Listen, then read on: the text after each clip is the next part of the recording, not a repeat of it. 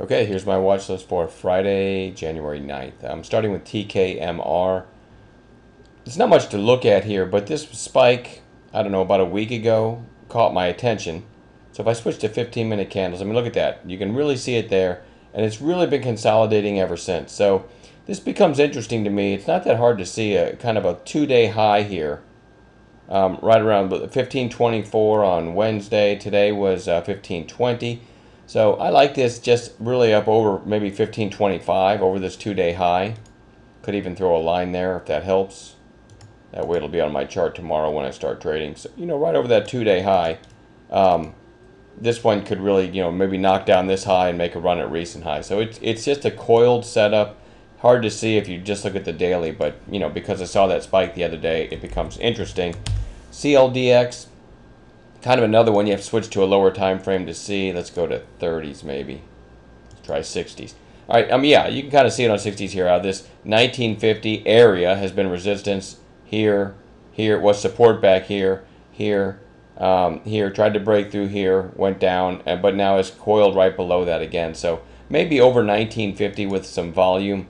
This one can maybe head up to recent highs. I like the volume back here in mid-November and the big push up to almost 22. And so we're consolidating now under that 1920 something area. Well, I'll say under 1950 really. I needed to push up at least through 19 and a half with some volume, and we might catch a trade in that one. ARWR, another one's a nice looking chart. Big pop here out of a long base down here, and then it's been flagging ever since. Kind of pushed down when the market was pushing down, but fought its way right back up. So like before, let's switch to 60-minute candles there. Really needs to break. I don't really have an exact price, maybe 815-ish, somewhere up here. And then maybe it can get some momentum, test, and break through 850. So I like the chart. It's not a bad idea to put lines like that on a chart, so when you start trading, it's real easy to see. All right, XONE. This one popped when DDD popped, I don't know, a couple weeks ago, I guess. DDD had a big volume day here. And these are easier to see. There's the big volume push, and it's working its way back up. But I like XONE more because it's got a lot of shorts in it.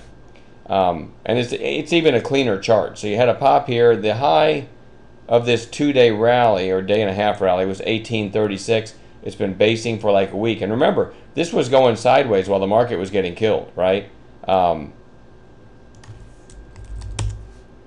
right, the SPY was doing this. Now, amazing bounce in the SPY, by the way. But SPY was doing that, and this thing was not even flinching. So, and today a little pop. So I like it over today's high, 1790, knowing that the recent high is 1836, and above that, this could really get fast. It's got like 40% shorts or something like that, and it's a lower float stock. So if the 3D printers move at all, this is my go-to, XONE. You may want to write down those numbers. Again, I'll give them to you one more time. 1790 could easily get you to 1837, which could get you to, wouldn't be surprised to see it go to 20.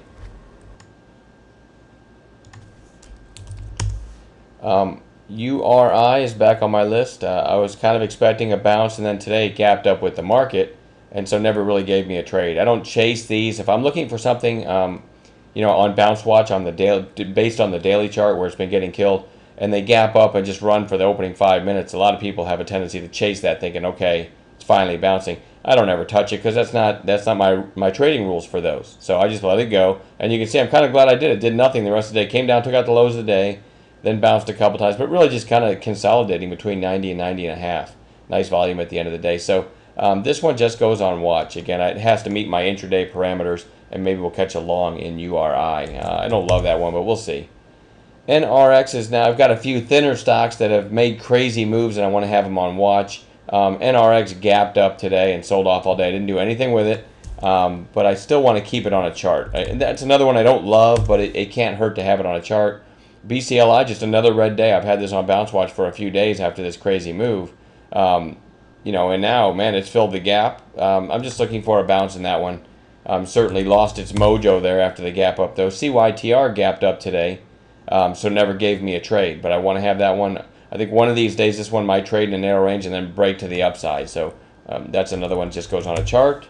I just did that one, CYTRC, JJD. This is a really thin one.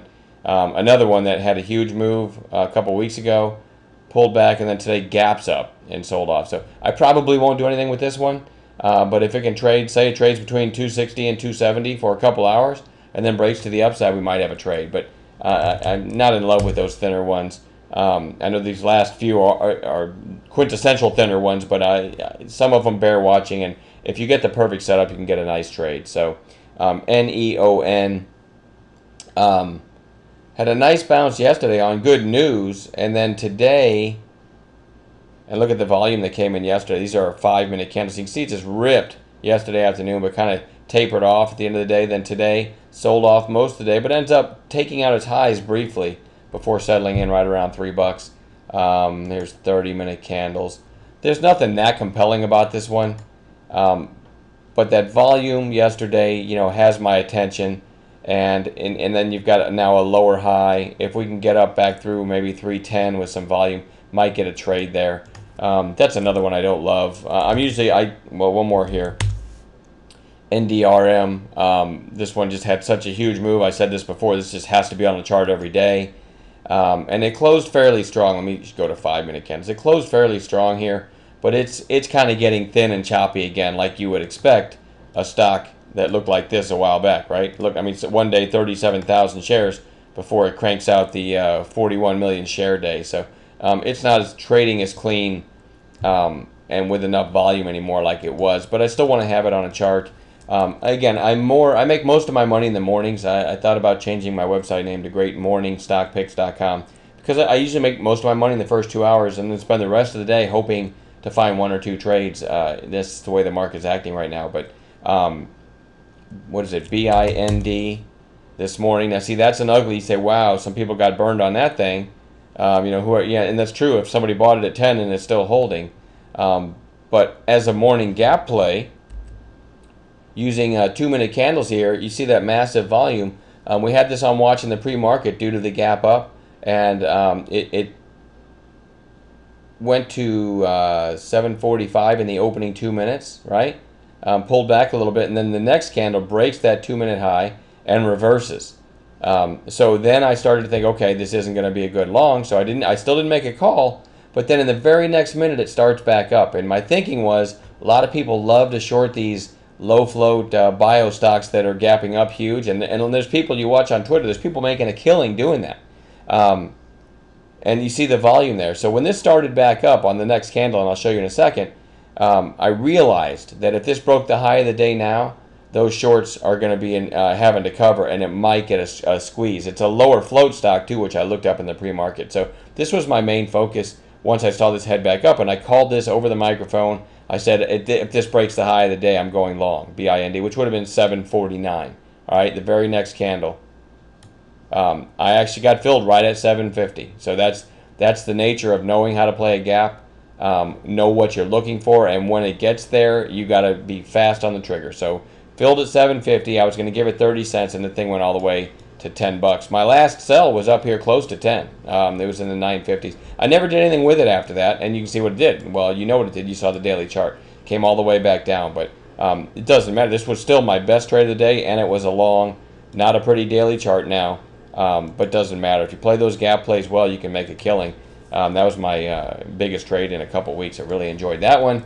So there's an example of what I'll look for at the open, and we hope to find some morning gappers in the pre-market tomorrow and hopefully get a nice setup in them. And real quick, ARNA is another example of one of those that was a morning gapper and pretty much almost the same setup, right? A couple days ago, gapped up. And I was watching this, and I said this in yesterday's video. I ended up trading, I think I was trading Loco instead. Got like a dollar move out of Loco, but man, I missed a big one because I missed this gap play. But you can see again, sellers came in, big gap up, but once those sellers fail, this thing was off to the races and a huge move. And wow, it actually briefly took out yesterday's high today. So morning gappers, guys, if you play them right, there's a lot of money to be made. So that's what I focus on for the first hour every morning. All right, I'll quit babbling, and we will talk to you tomorrow night.